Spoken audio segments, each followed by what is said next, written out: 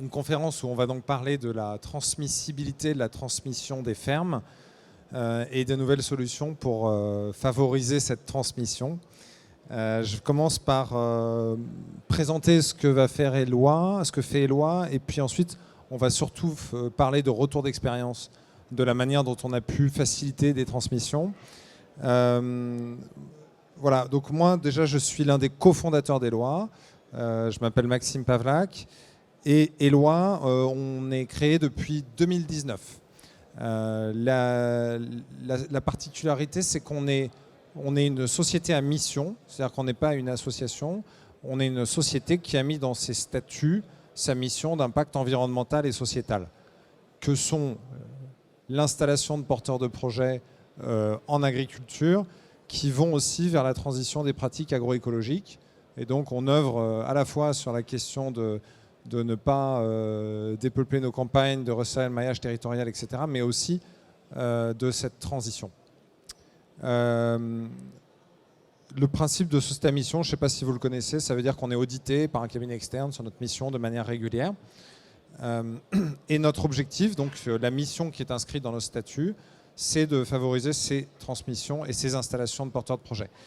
On a démarré dans le Grand Ouest, donc la majorité, vous pouvez le voir sur la carte, des transmissions en cours le sont principalement aujourd'hui en Bretagne, Pays de la Loire, Normandie, mais vous voyez qu'il commence à y avoir quelques points dans le secteur et on a le plaisir d'accueillir Chloé qui est là, qui va être la coordinatrice locale pour Eloi et qui donc est basée à Lyon. Donc on va se développer et il y aura bientôt autant de points en Auvergne-Rhône-Alpes qu'on le souhaite. Voilà, avant de rentrer dans les exemples, je vais vous expliquer un petit peu quelle est l'approche particulière et qu'est-ce qui nous différencie des acteurs de la transmission. En fait, le principe d'Eloi, c'est déjà de partir de la connaissance des porteurs de projets qui veulent s'installer aujourd'hui. Les porteurs de projets s'inscrivent sur la plateforme d'Eloi, on en a plus de 1000 aujourd'hui qui se sont inscrits sur notre plateforme et qui sont membres de la communauté. Et à partir de la connaissance de leur projet, on va aider les cédants à définir le possible devenir de leur ferme pour qu'elle soit reprise. Parce qu'en fait, on fait le constat qu'aujourd'hui, il y a une inadéquation souvent entre ce qui est actuellement produit en termes d'activité de pratique, mais aussi en termes d'activité, mais parfois aussi de pratique, et ce que veulent faire les jeunes. Il y a une déconnexion qui fait que la tendance est que sur les fermes d'élevage, on est à peu près à une ferme sur deux qui n'arriverait pas à être prise par un jeune qui s'installe. Et on se retrouve souvent dans des situations où les cédants vont se retrouver à partir à l'agrandissement, mais de manière non choisie, de manière subie. Ils auraient préféré installer un jeune, ils auraient préféré transmettre. C'est cette situation-là qu'on veut éviter quand elle est subie. Donc, on va aider en fait les cédants à projeter le devenir de leur ferme en fonction des attentes des porteurs de projets aujourd'hui qu'on connaît bien.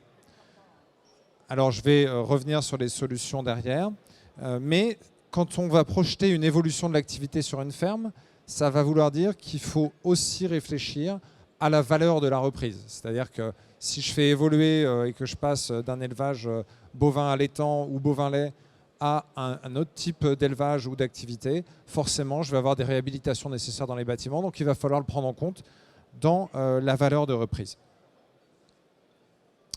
Et du coup, aux agriculteurs, on va proposer 3 solutions. Si leur ferme le permet et si elle est adaptée à le faire, parce que les bâtiments sont suffisamment séparés, parce que le foncier le permet, on va envisager de projeter l'évolution de la ferme vers une grappe de ferme.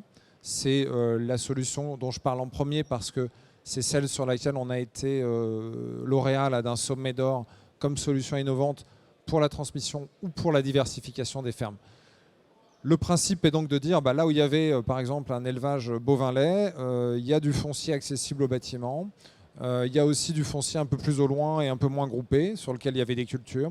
Pourquoi pas demain le faire reprendre par un élevage caprin ou un élevage ovin qui va réutiliser le foncier accessible au bâtiment, qui par nature a besoin de moins de foncier qu'un élevage bovin.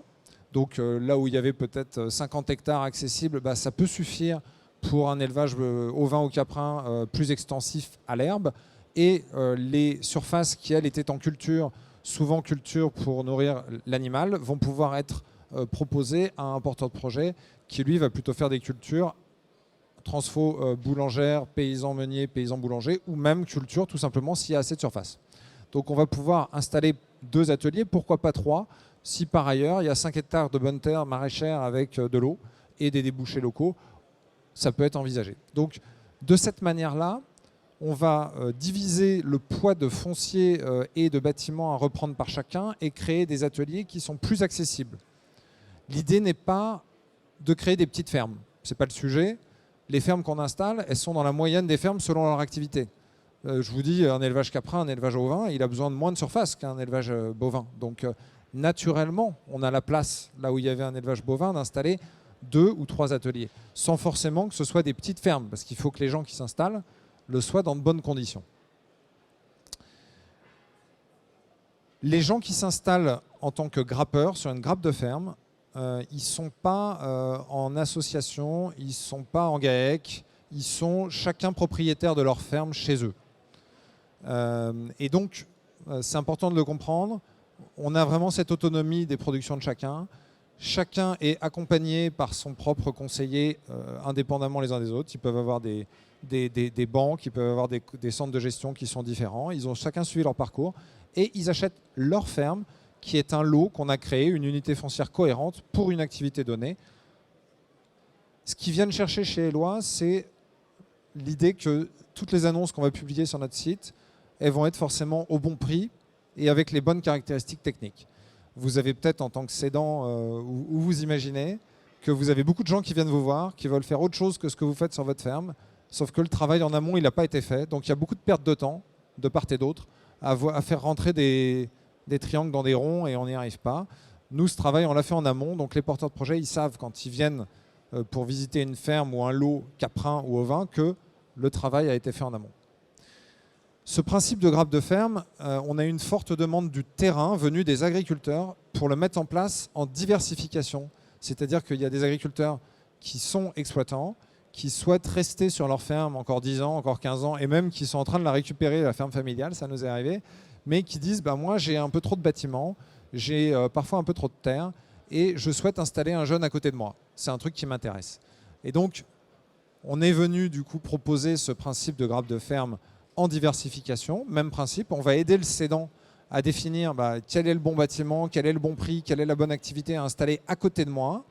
Et de cette manière, je vais pouvoir vendre un bâtiment, louer ou vendre un peu de terre pour installer quelqu'un à côté, rompre l'isolement, recapitaliser, etc. Donc il y a vraiment que des avantages à cette solution, d'où la demande. Et on est en train aussi d'avoir des demandes de purs transformateurs qui veulent s'installer et qui seraient motivés à reprendre uniquement des bâtiments sur les fermes pour faire de la transfo.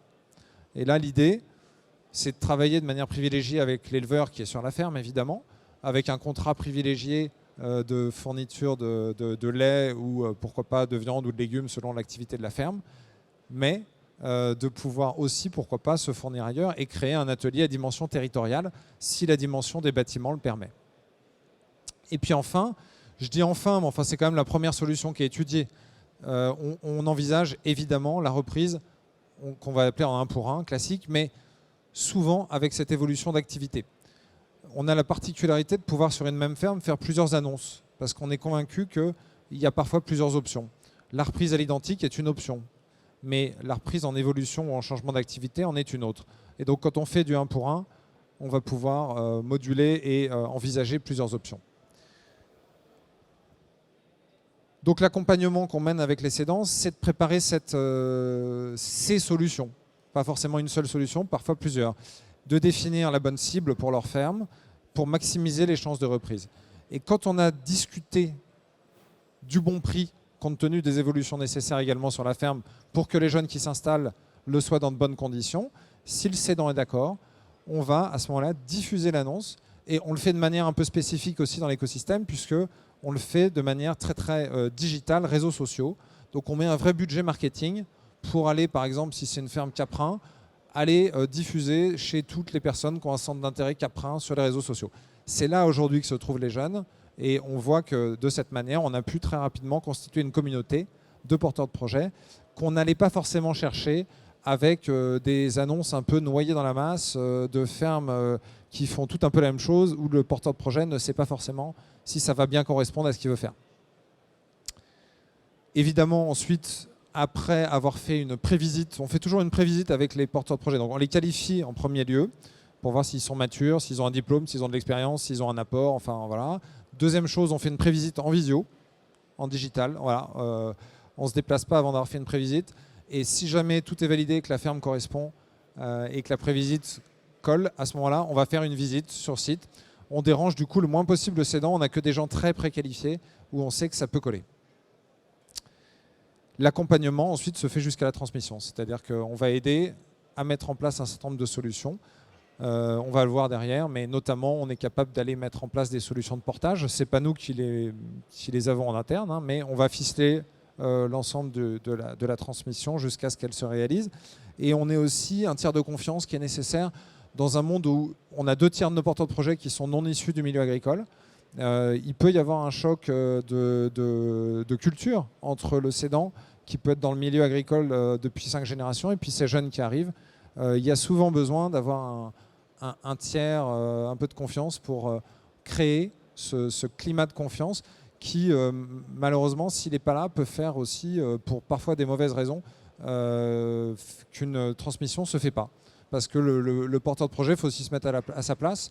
Quand il arrive, qu'il n'est pas du milieu agricole et qu'il a face à lui la chambre d'agriculture, la SAFER, le cédant, il a l'impression de ne pas être de ce monde-là et le moindre alerte, il peut avoir l'impression que on est en train d'essayer de l'avoir, quoi. Donc il y a cette confiance à recréer. On est là pour lui expliquer les choses et le rassurer.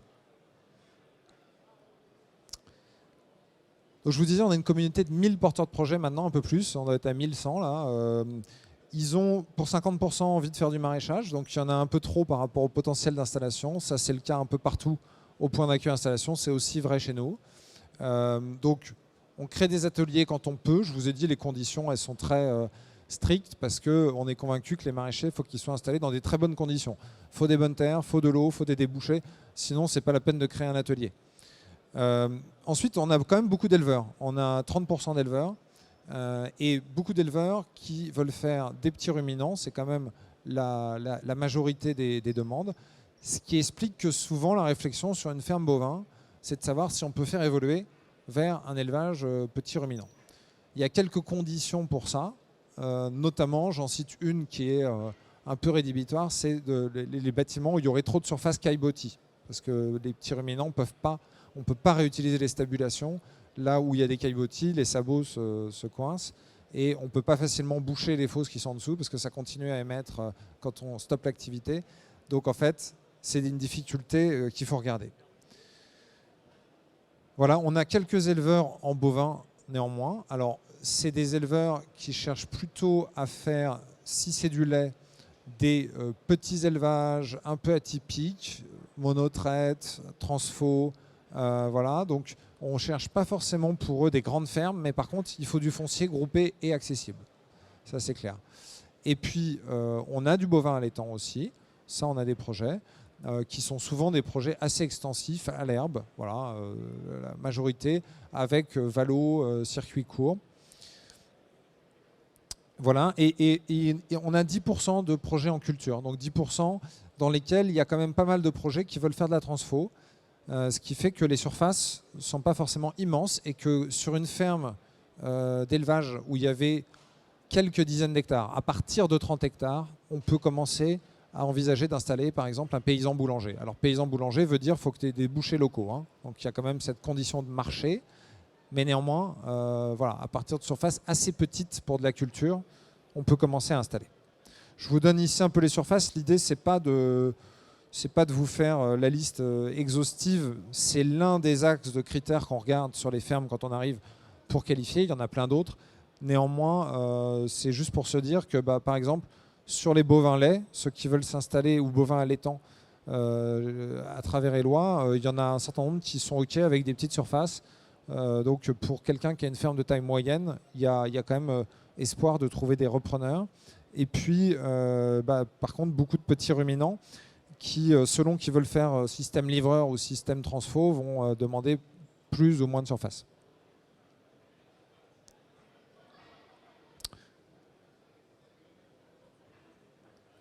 Est-ce que, avant qu'on aille sur les retours d'expérience, vous avez déjà peut-être des questions? On peut les prendre au fur et à mesure. Il y a un micro si vous voulez.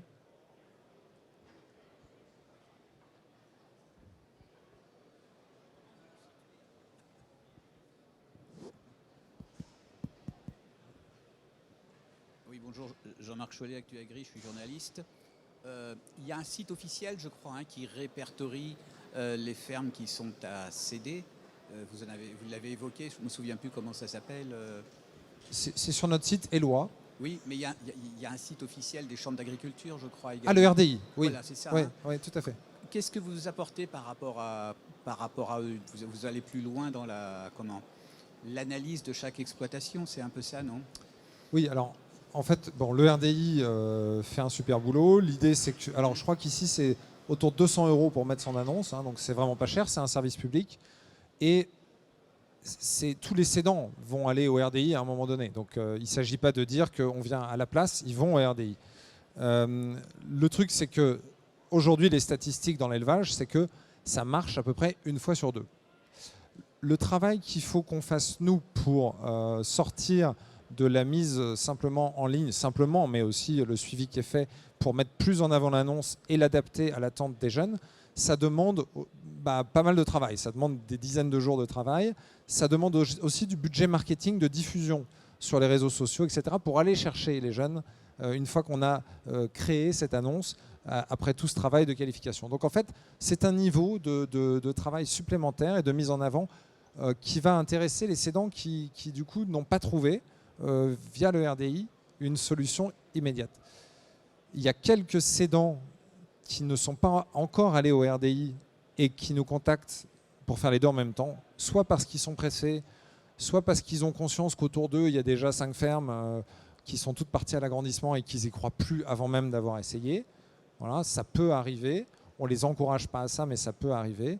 Ou alors qui sont pressés pour des raisons XY, de santé, de contraintes économiques. Voilà.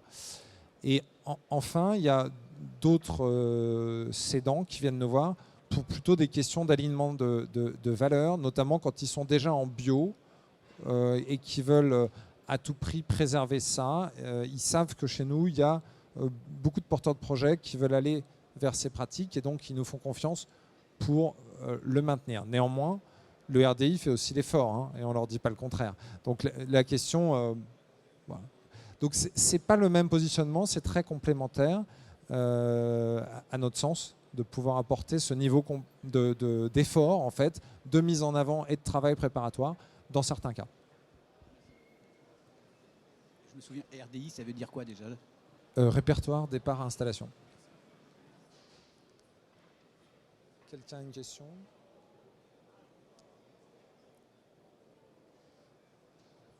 On continue. Alors, quelques retours d'expérience sur des fermes transmises ou en cours de transmission. Donc, un exemple de grappe de ferme à Montoire de Bretagne, c'est dans le 44. C'est une ferme en fait qui actuellement fait du bovin allaitant sur 290 hectares avec 38 hectares directement accessibles et 50 hectares cultivables. Actuellement, ils sont sur un atelier. C'est une ferme qui a plus de 5000 m² de bâtiment. Donc c'est assez lourd en bâtiment, tant en prix qu'en mètres carrés. Hein. Et il y a en plus 2 maisons. Voilà, donc ça rend en fait le projet de reprise assez difficile. C'est un cédant qui, pour le coup, là, est au RDI depuis 3 ans, qui a fait 50 visites et qui ne trouve pas de repreneur. On n'analyse pas ça comme un problème fondamental de la ferme, c'est juste que le poids de foncier, de bâti, il est assez élevé. Et donc là-dessus, on la transmet vers 2 ateliers complémentaires. L'idée, c'est qu'on crée un atelier d'élevage. Donc très souvent, sur une ferme d'élevage, on maintient un atelier d'élevage, comme je vous l'ai dit. Là, seulement, on va reprendre le foncier accessible, une seule maison et une partie des bâtiments agricoles.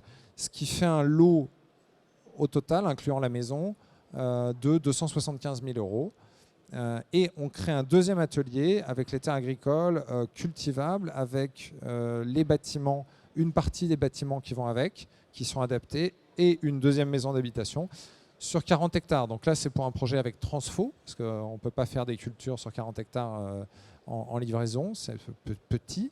Mais on est dans un coin où il y a des débouchés potentiels et où il y a des candidats pour s'installer en paysan boulanger. Et donc là, on va pouvoir, de cette manière, scinder le prix en deux, installer deux ateliers très complémentaires, et donc là où on avait un exploitant, se retrouver avec deux ou trois plutôt, parce que dans l'activité de paysan boulanger, généralement, il y a au moins 2 UTA.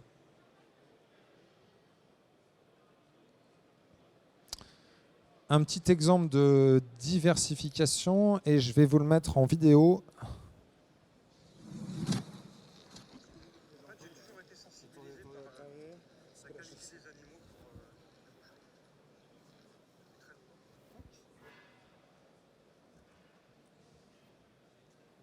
Bonjour, excusez-moi, sur ce que vous venez de présenter, donc on a une unité d'exploitation que vous allez scinder, si j'ai compris, en 2 unités. Et comment se passe la cohabitation? Alors on fait attention, l'idée c'est, vous n'étiez peut-être pas là, mais c'est pas des associés demain, hein. C'est vraiment 2 unités distinctes qui vont être proches voisins. Et on ne fait ça sur les fermes que quand les bâtiments sont suffisamment séparés. C'est-à-dire qu'il n'y a pas de bâtiment en commun. Là en l'occurrence, il n'y a même pas de bâtiment vraiment mitoyen et il y a 2 accès. Donc on va gérer la cohabitation comme des proches voisins qui peuvent créer des synergies s'ils le souhaitent, mais rien n'est imposé, voilà. Et c'est une nécessité effectivement de faire attention à ce point. C'est pour ça qu'on ne le fait pas sur toutes les fermes. C'est un élément d'analyse préalable qui est très important. Oui, parce que je reviens sur la deuxième habitation que vous mettez à part, par exemple pour les boulangers. Ouais. Le jour où les boulangers arrêtent et la maison devient une maison simplement d'habitation, vous avez un voisin avec de l'élevage qui vient justement être perturbé par une maison d'habitation. Alors non, nous on passe tous les dossiers en SAFER, c'est-à-dire que les lots entiers, incluant les maisons, sont à destination agricole. Voilà. Donc la transmission est cadrée par le cahier des charges, ça permet d'éviter ça. Ceci étant, ce que vous décrivez, malheureusement, il y a beaucoup de cédants qui partent à la retraite, qui gardent leur maison. On se retrouve aussi avec ces situations. Donc on ne veut vraiment pas l'encourager. C'est pour ça, c'est l'une des raisons pour laquelle on passe les dossiers en SAFER, pour mettre le cahier des charges derrière. C'est plus compliqué ensuite, économiquement parlant, de venir scinder l'exploitation à la maison. C'est pas forcément une opération très, très rentable. Et puis c'est pas intéressant sur la durée. De scinder. De scinder. Ouais, tout à fait. Vous êtes quel organisme?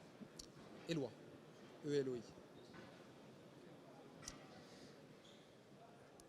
Ok. Hop.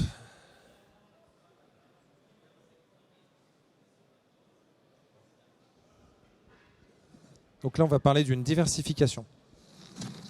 En fait, j'ai toujours été sensibilisé par la qualité des animaux pour la boucherie. Depuis très longtemps. Et pour la vente aux particuliers, on aime bien avoir des animaux fins pour la boucherie. C'est pas toujours facile, hein. C'est pas écrit, hein, mais voilà, faut essayer.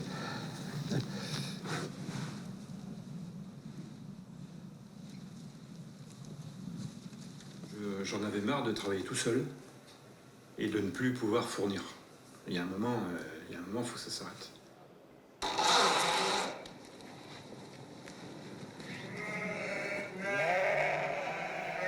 J'ai fait 5 ans en tant que libraire, un petit peu partout en France. Et j'ai fait un gros burn-out avec une remise en question totale de mon métier. Et je voulais faire autre chose et revenir à la terre. Et je me suis prise de passion pour les brebis. J'ai affiné mon projet. Et ensuite, j'ai commencé à m'intéresser à la fromagerie. Donc 6 mois au CFPPA d'Aurillac. Et ensuite, j'ai voulu m'installer. Ça, c'était mon projet. Je voulais pas être ouvrière. Je voulais créer mon exploitation.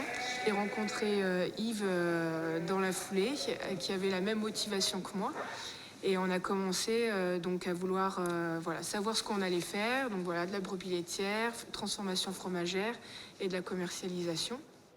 On n'aurait pas voulu même que les terrains partent pour grossir d'autres exploitations. En fait, c'est aussi notre souhait que plusieurs familles puissent vivre sur une petite structure. Et donc, Éloi correspond tout à fait à ça. En fait, c'est tout à fait ce que vous mettez en en application en mettant en face des porteurs de projets, en face des agriculteurs en place, quoi. Et c'est innovant, c'est nouveau, c'est pas du tout dans l'agriculture qu'on connaît en fait, et qu'on a vécu jusqu'ici en fait. Il y a ça aussi. On est juste là pour s'aider les uns les autres. Tu comprends? C'est toute la différence, parce que moi je voulais plus de salariés. Alors là, terminus. Ah non. Mais en même temps, il y a un échange, il y a énormément de dialogue entre nous, et c'est super aussi, parce que je pense qu'ils sont aussi à l'écoute de ce que Thierry peut dire avec son expérience, et puis nous, on est aussi à l'écoute de tout ce qu'il nous apporte. Ils ont aussi une expérience, mais ils ont aussi le savoir. Ils ont été à l'école beaucoup plus longtemps que nous, enfin, il y a des choses qu'ils nous apportent aussi. Et puis leur expérience de stage et tout ça, donc c'est vrai que c'est intéressant. Mon parcours il est un peu classique, on va dire, dans l'agriculture. J'ai commencé par un CAP agricole, en alternance en brebis, viande et brebis laitières. Donc j'ai poursuivi par un CC TAR et puis après un CS au vin. Et j'ai pu être embauché en brebis laitière dans une exploitation pendant 4-5 ans. Donc ça a permis de développer mes connaissances en brebis laitière, transformation fromagère. Ils nous apportent énormément, ils nous ouvrent aussi à des choses nouvelles. Ils sont jeunes, ils ont... Et puis voilà, et ça dynamise l'entreprise. Hein. Ah bah oui. Il n'y a pas à dire, hein. Quand on a du 109, ça dynamise l'entreprise, c'est obligatoire. Nous, ça nous booste. Hein. La rencontre avec Eloa, c'est vraiment une rencontre humaine. Et ce qui nous a intéressés avec cet organisme-là, c'est de proposer un site d'exploitation avec plusieurs producteurs. Donc déjà, proposer un pot de bâti qui est beaucoup plus intéressant financièrement pour nous, avec ce côté grappeur qui commence à se développer. Et nous, on a trouvé ça intéressant, au lieu d'évoluer chacun de notre côté, de pouvoir tout centraliser sur le même site d'exploitation et d'être ensemble et de travailler ensemble. Et de retrouver aussi une exploitation à taille humaine, vertueuse, et écologique et éthique. Et ça, c'est vraiment ça qui nous a séduits dans la proposition des lois. Une grappe d'installation, j'avais pas entendu parler de ça avant. Non. Là, c'est clair. Quand on dit grappe d'installation, si c'est possible, ben, c'est tout bénef. Hein. C'est clair. Hein. On divise les charges, on rationalise la main-d'œuvre et voilà, on travaille tous ensemble. On est toujours plus fort à trois qu'à tout seul. Hein. On s'est senti vraiment entouré par la famille, par cette famille. Et c'est vraiment appréciable, ça fait chaud au cœur. Et c'est rare maintenant de trouver des cédants, des personnes comme ça qui ont un cœur de transmettre leurs connaissances et de transmettre leur exploitation et de nous accueillir vraiment jusqu'au bout de notre projet pour être certain qu'on y arrive en fait dans la finalité, quoi.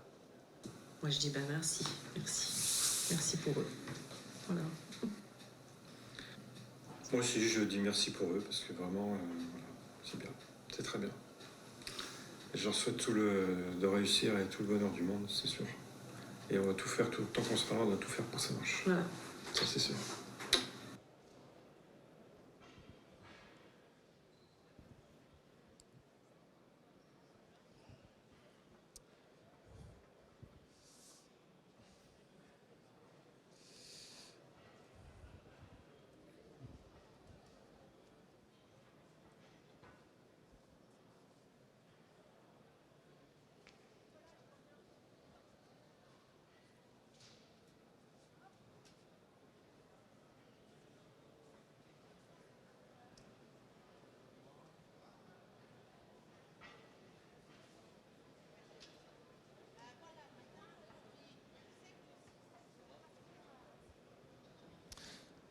Ok, donc sur ce témoignage, en fait, c'est une ferme qui est située aux Herbiers, Pays de la Loire.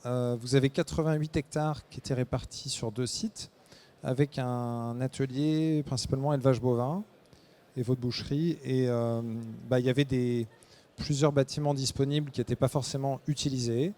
2 maisons également, dans ce cas précis. Ils avaient un gîte qu'ils utilisaient en locatif. Et donc le devenir, comme vous l'avez vu en partie, les hectares sont écrits à droite de l'écran. Donc l'exploitant en place va garder 52 hectares sur son activité actuelle. Il a laissé 30 hectares aux jeunes que vous avez vus pour s'installer en atelier au vin. Et ils ont transmis le bâtiment pour 62 000 euros. C'est pour vous donner un exemple là, de valorisation de bâtiment qui peut être faite pour un cédant sur son exploitation en diversification. Et là, il est en train d'accueillir 2 maraîchers qui viennent d'un peu loin, qui viennent d'Alsace, qui sont un couple, qui vont reprendre un autre bâtiment, donc 200 mètres carrés, pour s'installer en maraîchage. Voilà, ce qui va faire 25 000 euros aussi là, pour le cédant, qui va mettre en location, dans tous les cas, là, il met en location ses terres. Il reste propriétaire. 6 hectares pour les maraîchers. Je ne sais pas si vous avez des questions sur ce projet-là, peut-être. Pardon ?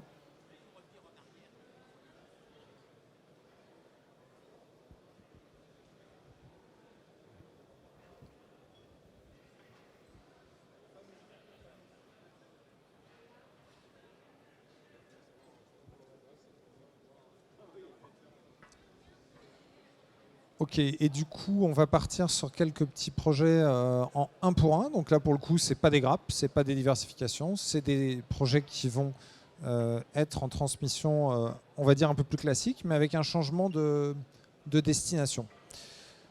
On commence par une ferme qui est à Plumerga. Elle est intéressante parce qu'il lui arrive quelque chose qui arrive à beaucoup de cédants, c'est que dans le cadre de la transmission, ils ont perdu des hectares en fait. Il y a un propriétaire qui n'a pas fait suivre les terres, puisque ce n'était pas repris dans le cadre familial, donc vous savez probablement que c'est un grand problème en agriculture. Et en fait, sur cette ferme-là, on avait projeté une possible grappe avec 2 ateliers, puisque c'est une ferme d'élevage sur laquelle il y avait pas mal de terres cultivables, et donc on pouvait installer un éleveur à nouveau et un projet en grande culture. Et du fait, en fait de la perte des hectares, l'évolution naturelle de ce projet, c'est qu'on ne va installer qu'un atelier, en l'occurrence l'atelier culture. Et on met en avant ce projet aussi parce que c'est intéressant de voir que le principe de grappe, d'avoir pensé des ateliers un peu indépendants, permet aussi de rebondir dans un contexte où parfois on ne maîtrise pas totalement le fait que le foncier va entièrement suivre. Et là, en l'occurrence, ça n'a pas tué le projet de transmission. Ça a permis de maintenir. Alors les cédants ont décidé de garder l'un des bâtiments agricoles parce que du coup, le projet céréales ne pouvait pas tout reprendre. Mais ça leur permet quand même d'installer un jeune, de transmettre une partie de leur bâtiment pour un prix de reprise de 132 000 euros. Alors on est très près de Vannes, hein. On est dans un secteur où il y a un peu de valo là, pour la maison, puisque dans ce lot-là, il y a une maison d'habitation qui est à retaper, mais qui est quand même valorisée.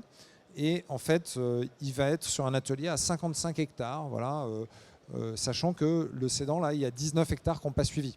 C'est ça qui a un peu plombé l'idée d'installer 2 repreneurs. Le porteur de projet en céréales, il passe de 45 à ce qu'il avait prévu à 55. Il a fait évoluer ses plans économiques, mais ça passe très bien. Et donc les cédants sont ravis de pouvoir installer quand même un jeune. Un deuxième exemple, qui est un exemple un peu similaire, mais ce qui est arrivé, c'est pas la même chose, c'est qu'on avait créé sur cette grappe de la frogerie, alors c'est une histoire un peu, très dramatique, puisque c'est un cédant, un exploitant qui a eu un accident, qui est décédé, et c'est sa sœur qui transmet la ferme. Là, c'est un exploitant qui avait passé la ferme en bio. Il tenait vraiment dans la famille à ce qu'elle soit transmise en bio, que ce soit préservé, que la mémoire de ce qui avait été fait soit préservée. Et voilà. Alors au départ, on a imaginé 2 ateliers sur cette ferme. Il y avait un atelier d'élevage qui était plus petit, il y a 100 hectares en tout. Donc il y avait un atelier d'élevage qui était plus petit. Et c'est pour ça que la porteuse de projet est venue, parce que elle, le lot qu'on avait designé pour elle, lui convenait bien. Et il se trouve que dans son atterrissage sur son projet, c'est-à-dire avec l'écosystème agricole local, et en allant notamment rencontrer les laiteries, alors elle avait un projet en transfo, mais elle a quand même rencontré certaines laiteries, et elle a notamment fait une rencontre avec la laiterie qui s'appelle Gabory, je ne sais pas si vous connaissez, qui sont des transformateurs situés en Pays de la Loire, qui font des fromages bio, etc. Et ils se sont trouvés un très très bon alignement de valeurs, notamment dans la qualité des produits, de la production. Et c'est comme ça qu'en fait, Marilène, donc, qui est la porteuse de projet, a décidé de passer par Gabory plutôt que de créer elle-même son atelier fromage. Et du coup, elle nous a demandé si elle pouvait non pas prendre 60 hectares, mais 100 hectares. Parce que quand on est en système livreur, forcément, il faut être un peu plus dimensionné en nombre d'animaux et en hectares. Et donc, évidemment, on a accepté, puisque l'objectif de la grappe n'est pas de diviser pour diviser, mais c'est de créer des opportunités de transmission. Et je vous disais, la reprise quelque part à l'identique ou en un seul lot est toujours possible. Et donc là, elle a effectivement décidé de s'installer du coup sur 100 hectares avec un prix de reprise qui est à 120 000 € sur les bâtiments, plus le foncier qui est 173 000 €. On est en Pays de la Loire, le foncier est pas trop cher pour 65 hectares. Donc voilà le projet. Et là, on a mis en place dans ce dossier un portage foncier également, qui n'est pas chez nous, qui est, comme je vous disais, toujours externalisé chez des partenaires. Je ne sais pas si vous avez des questions sur ce projet, vous m'interrompez, hein, vous n'hésitez pas.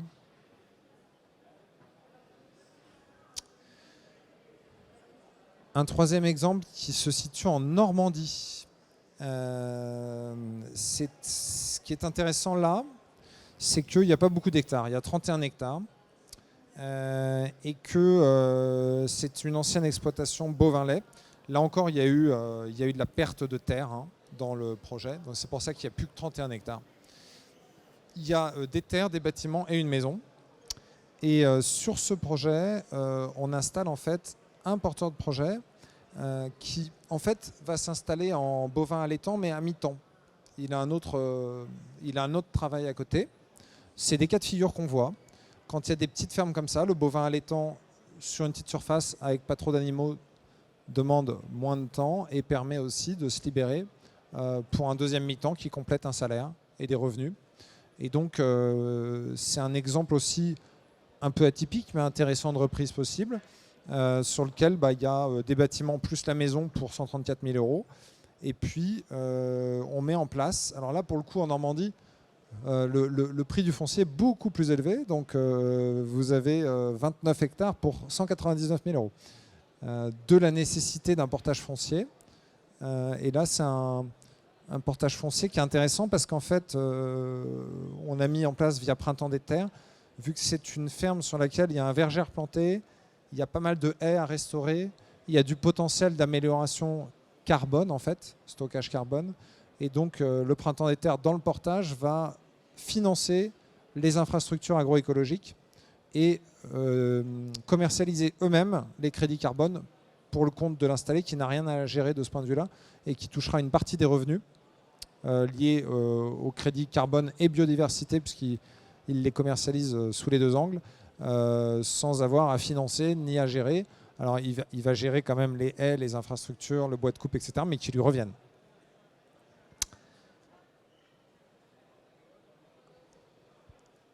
Voilà, peut-être aussi sur ce projet ou de manière plus générale, si vous avez des questions, n'hésitez pas.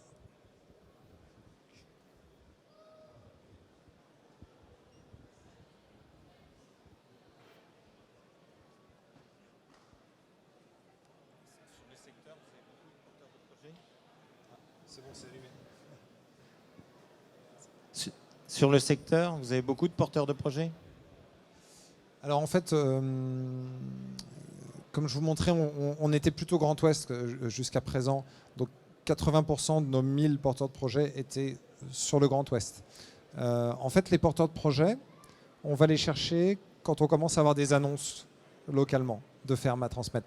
Puisqu'en fait, le recrutement, entre guillemets, des porteurs de projets se fait principalement par la diffusion de ces annonces sur les médias réseaux sociaux.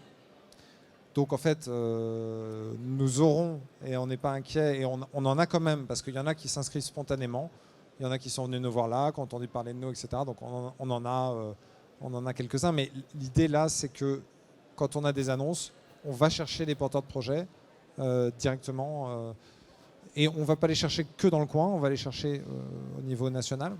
Quand on met une ferme en avant qui est bien calibrée pour faire une activité que veulent faire des jeunes, on trouve des gens qui sont prêts à avoir une mobilité géographique. C'est aussi l'une des caractéristiques des nouveaux porteurs de projets, c'est qu'ils ne sont pas forcément attachés à vouloir rester dans les 3 villages alentours, quoi.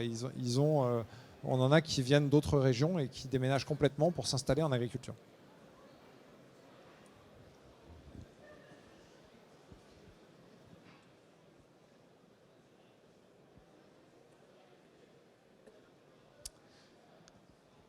Ok, bah écoutez, s'il n'y a plus de questions, je vous remercie beaucoup d'avoir assisté. Et puis n'hésitez pas, on est hall 1 au niveau A09, donc là, G09, pardon, on a rangé G. Tout au bout à droite du bâtiment, on a un stand là-bas et on est là encore jusqu'au bout. G09. Merci. Ah oui, c'est marqué là, non? Ah non. Oui, c'est là. Ah, G8. G8, pardon. Autant pour moi.